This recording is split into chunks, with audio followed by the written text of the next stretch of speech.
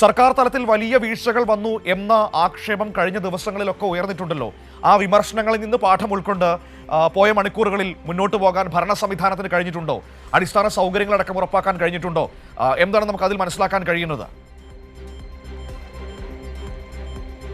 മനു, വലിയ വിമർശനം തന്നെയാണ് ഈ ദുരിതാശ്വാസ ക്യാമ്പുകൾ കേന്ദ്രീകരിച്ച് പരിശോധിക്കുകയാണെങ്കിൽ മനസ്സിലാക്കാൻ സാധിക്കുന്നത്. കഴിഞ്ഞ ദിവസമൊക്കെ നമ്മൾ ആരോഗ്യമന്ത്രിയോടും മുഖ്യമന്ത്രിയോടും ഒക്കെ ഇത് സംബന്ധിച്ചുള്ള കാര്യങ്ങൾ ചോദിക്കുന്നുണ്ട്, അതിൽ അടിയന്തര ഇടപെടൽ ആവശ്യപ്പെടുന്നുണ്ട്. എങ്കിൽ പോലും ആ രീതിയിൽ പൂർണ്ണതോതിൽ എല്ലാ ദുരിതാശ്വാസ ക്യാമ്പുകളിലേക്കും കൃത്യമായിട്ടുള്ള സംവിധാനങ്ങൾ ഉറപ്പാക്കാൻ ഇതുവരെയും സർക്കാർ സംവിധാനങ്ങൾക്ക് സാധിച്ചിട്ടില്ല. പലയിടങ്ങളിലും ഈ പറയുന്നത് പോലെ തന്നെ ജീവിതശൈലി രോഗങ്ങൾക്കുള്ള മരുന്നുകൾ പോലും പല ക്യാമ്പുകളിലും ഇല്ലാത്തൊരു സാഹചര്യമുണ്ട്. ചില ക്യാമ്പുകളിലാകട്ടെ വൈദ്യുതി ഇല്ലാത്തൊരു സാഹചര്യമുണ്ട്.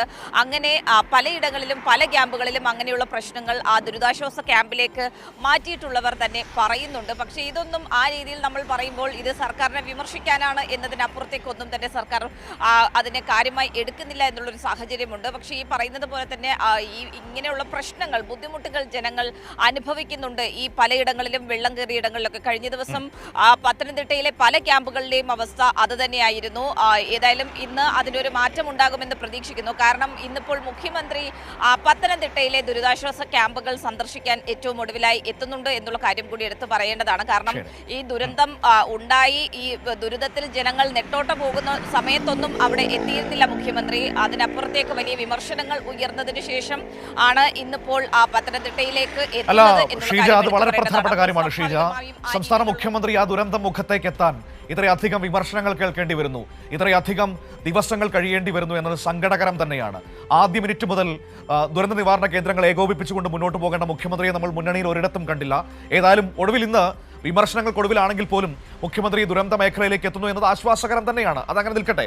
ഇന്ന് ആദ്യം മുഖ്യമന്ത്രി എത്തുന്നത് ഏത് പ്രദേശത്തേക്കാണ്? ഈ സന്ദർശന പരിപാടി പ്ലാൻ ചെയ്തിരിക്കുന്നത് എങ്ങനെയാണ്?